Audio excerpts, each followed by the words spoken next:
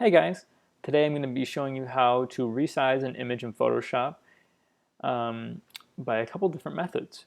So why you might want to do this is you just took a photo. This is a photo I took of woodpecker holes from a tree. Um, you might want to be doing this to maybe throw your image on Photoshop, on Facebook, on Instagram, and then you may also want to print it. So those are three different applications for one photo that you've taken, and you kind of need it in different sizes for each of those places. Now, when you don't size an image correctly for web, what happens is the place that you put it at compresses it itself. So let's say I just throw up this image. It's about 5,000 pixels wide, 5,500 wide. Um, Instagram needs them at 1080 by 1080.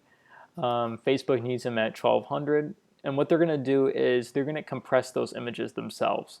So Facebook is made for this type of thing. Uh, you know, Facebook isn't really meant to. Photoshop is meant for this type of thing. Facebook isn't meant to really do that. So it's going to come out a little bit more grainy, a little more blocky. So to start off with things, I like to, there's a couple of different ways you could do it. You could obviously go in and make your web image. You could do 1080 by 1080, 72 resolution, and that's all fine.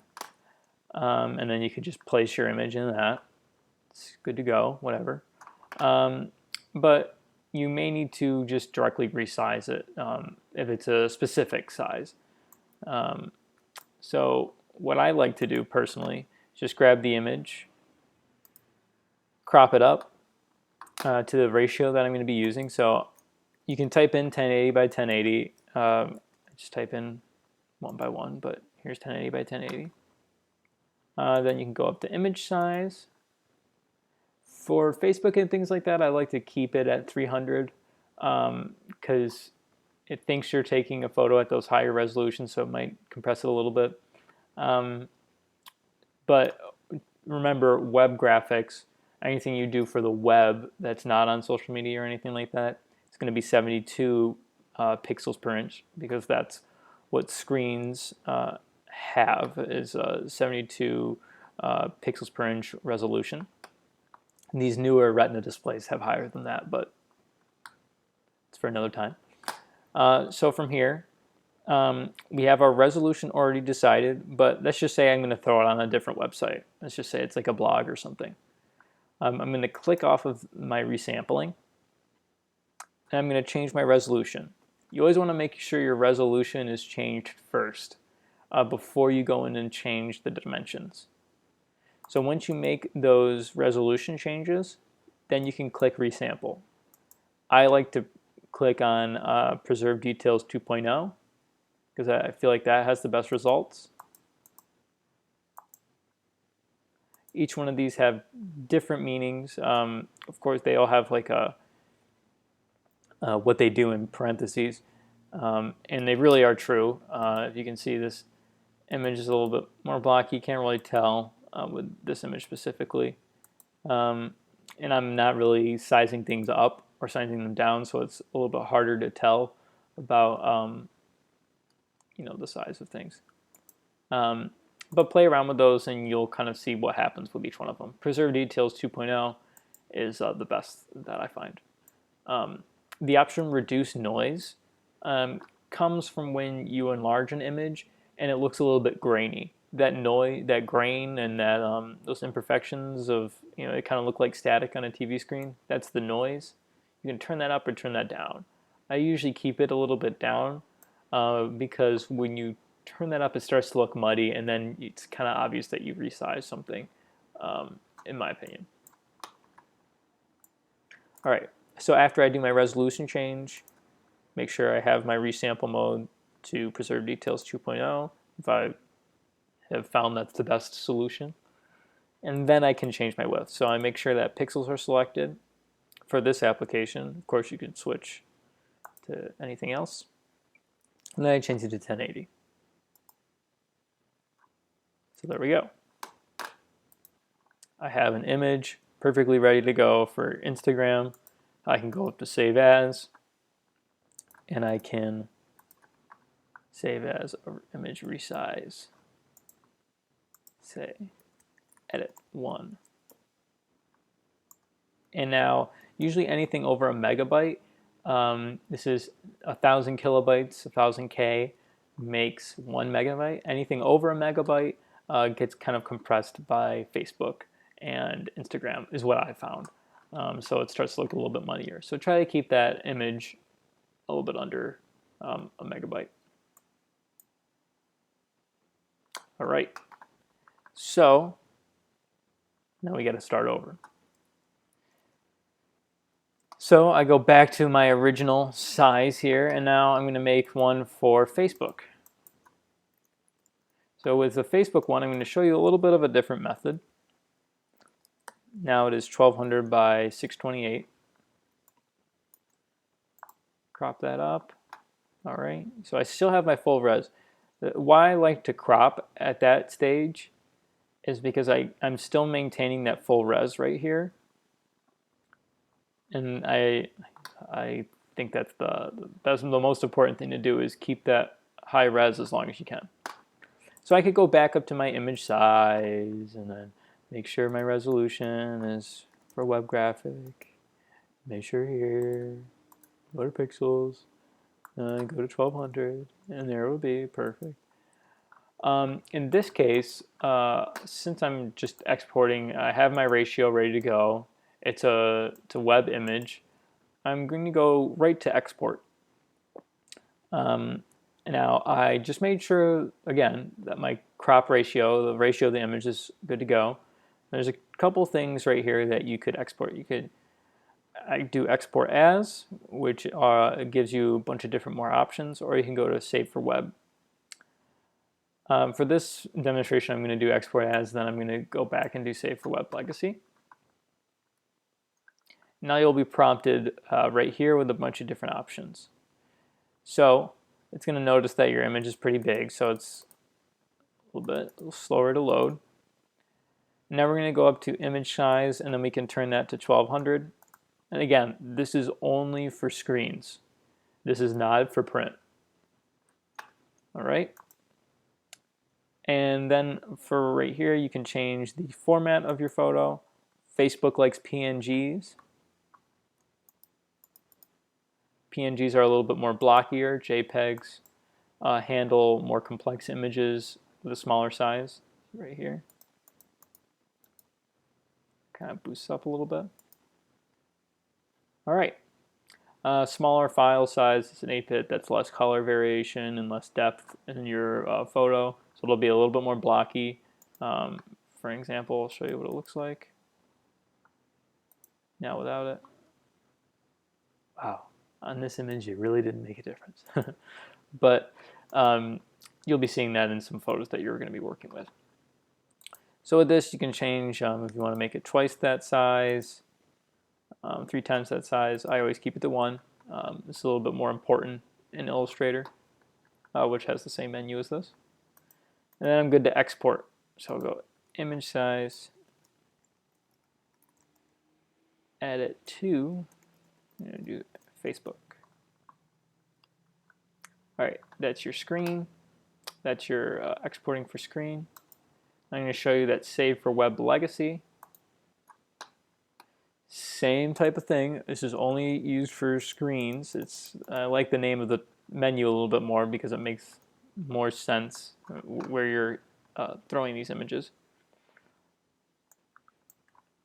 Now, how I would change the image size, since I already cropped it, go down to the corner right here, 1200 by 628. I can zoom in. What I like about this is you can get a little bit more variation with the quality. You can go to your PNG up here. Sizes it a little bit better too. You can go preview it how it would look online. So I'm a little bit zoomed in here. Let me go to my view, actual size. So that's what it would be at. All right. So those are how to size images for the web. And again, there's a few different ways. You can either make a new document, throw your images there, and save as. You can go up to that image size, resize. You can export your images once you've cropped them for web. Now I'm going to show you how to do it for print. All right. So now I'm going to show you how to do it by dragging it in. So let's grab my original image here. All right. Grab my original image here. All right, so now I want to make an 8x10 print. So I'm going to change that up to 8x10. All right. I've cropped it. Nice. Drag it, and now remember this is dragging it in. Now since you work when you work from dragging it in, you're working at the resolution that it was already intended for. If I were to go up here, go to 8x10, remember since I'm doing this for print, CMYK, I would drag my image in. Remember this is a smart object and I'm placing in here because it's not editable pixels yet. Remember you have to make sure that this setting up here doesn't go beyond 100%. That means you're stretching your image, and you should only do stretching the image up here in the image resize. We'll do that in a second. All right. All right, so we're good to go on that. So we placed in an 8x10. And now remember for print, when we're doing this for, if you're saving it for like a fine art print, you would save it as a TIFF. If you're doing freelance photography over the summer and giving these files to someone, maybe you're doing portraits for someone, always give them what they can access. So give them a JPEG and then give them a TIFF to back up maybe. JPEGs can open up on a lot more things and are definitely easier to access and smaller. TIFFs are those uncompressed images that contain a lot of image information.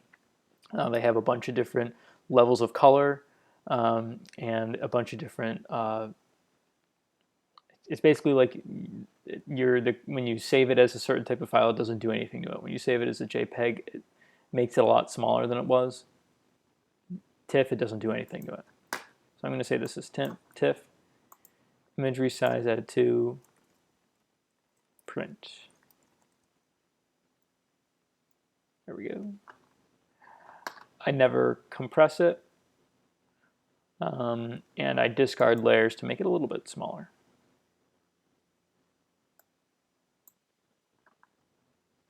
All right. So we have our Instagram size, Facebook size, and our print size. Now we're going to take an image and make it go from smaller to bigger. I'm going to do that right now. Okay, chapter 2. Now we were just recording how to basically put an image and size it to different applications. We were always going down and kind of working within the limits of our photo, but now we kind of want to push those limits of the photo. So say you're working on a presentation or you're throwing an image, maybe you're making a small print of, let's say, Andy Warhol right here. And now I found this image, I really like it for whatever reason, and I want to use this specific image. Nothing but this image will work. Now, it's an older photo, so you kind of get away with some imperfections, but you're going to notice, just zooming in a little bit, it's already pretty pixelated. So we have to kind of make do with what we got. Now, what we never want to do is make it smaller or bigger. So once you make it smaller, when you just bring it in, it stays at that size. So I'd convert that to a smart object just so you're sure. Now when you make it smaller or bigger, it holds that. See that top, this top numbers stay the same. When it's not a smart object, I make it to 50, 60% right there. Place it. Now it's at 100%. So then when I bring it back up, it stretches the image. All right. So first thing, make sure I have it as a smart object just so I know that I'm not going to screw anything up. And then go up into image size. And here we are. So only 600 pixels. If we go to inches, it's about the size of a business card. And now let's say we want to get it to an 8 by 10. That's quite a big jump. I wouldn't suggest doing something that big, but here we are. So say it's the cover photo for a thing that you're doing in print. So I have made it 8 inches. 8 by 10 right here. Now, you're going to look at how muddy this detail is. You see how that's pretty much what we're going to be getting. Unless you have a different software that you're going to be working with, that's pretty much what you got. Now, if you went to hard edges, you would see it would look more pixelated. If you went to smooth gradients, it'd be smoother. And, you know, I mean, obviously everything, you know. These are the ones that you want to stick around. I like what I said earlier. I like Preserve Details 2.0. These other ones, you can see that they have a lot of contrast in them. And you can tell in that contrast that it's not sharp. This one's a little bit softer. I feel like it's kind of working a little bit better. So remember how I said the noise? So you can see noise right here the most. Usually noise is, you can see it in blocks. That's how images are compressing. Anytime it goes from one color to another, it kind of has to create these gradients. And you can kind of see the patterns. So you can reduce those a bit. If you went all the way up, that's what it would look like. You want to find it somewhere in the middle. Now you know in a lot of these cases that you will, like, people are going to be knowing that you're going to be sizing these images up. So you can get away with it being not too perfect. But again, if you're using this for like a print campaign, you're not going to be using this image. Just be mindful that you're working with an image that's not perfect. 8 by 10, maybe stretching it a bit, but I'm just doing this to show you guys, you know, what it looks like when you stretch something really far, like 3 times the size, 4 times the size. See, if I were to do this by, you know, a couple inches, that's not too bad.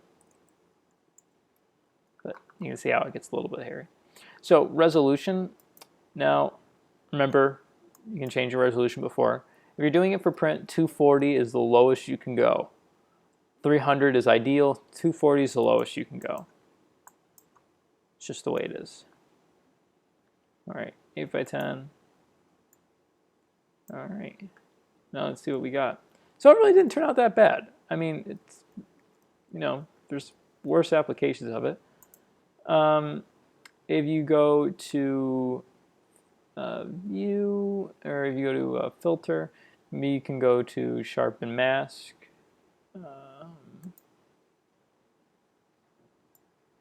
And sharpen some things up in this image. You see how some things are kind of brightening up.